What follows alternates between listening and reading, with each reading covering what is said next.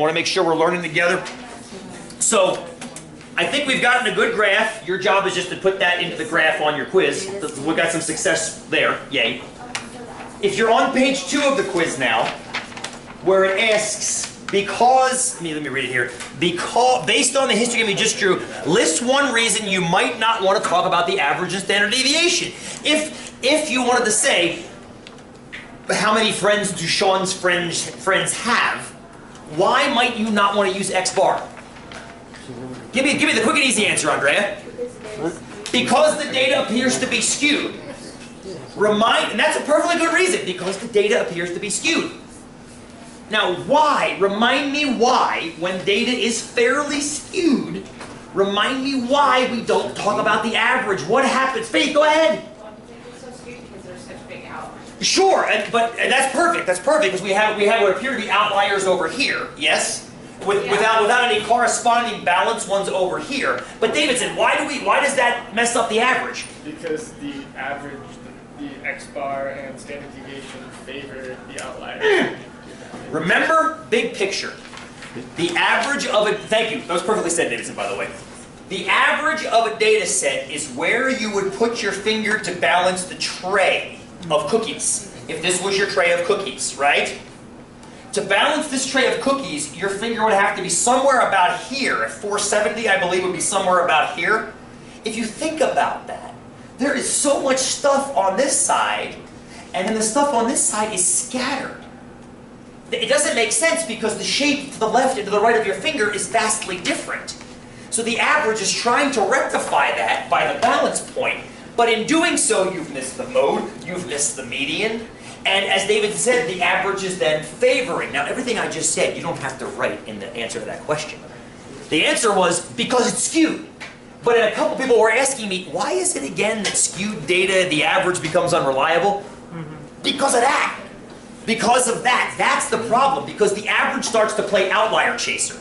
If I hooked up with Billy Bragg, my favorite songwriter, has like, I don't know, 500,000 friends on Facebook. If I slapped him onto this graph, his little bar would be out there in Monica Vines' office, right? Maybe actually probably outside of the building even. Which means the average would then shift over here to balance Billy Bragg. Again, it's an extreme case, but that's why it's ridiculous to use the average when you have highly skewed data. Because then the average gives you a number that basically means nothing. What is the average trying to find, or the median, or the mode? What are you really trying to do with those measures of center? You're trying to find how many people. The balance point, a typical number, right? A typical number of friends. Well, if the average is sitting over here, how typical is that area? It's not too, is it? It's not very typical. So that's why you want to generally avoid the average with highly skewed data. Go ahead, Scott. Question, sort of just an experimental question on qualitative. Yes. When you make friends with like this songwriter or whatnot. Yeah, if he has the 500,000 friends. He has 500,000 friends. Let's say you do have only 200 friends.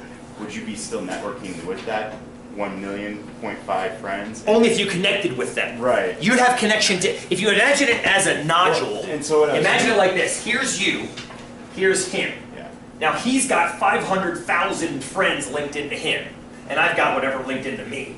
Him and I only have that. Yeah. The only way I could start taking from him is if I connected with his friends. Well, and that's what I'm trying to say is that, like, on average, like, maybe, I mean, what I'm trying to see is that, like, sometimes a balancing point, what occurs is, like, on average, if you have these friends, like a friend group like this, then your average is going to go up too, because you have that networking group of 500,000 friends.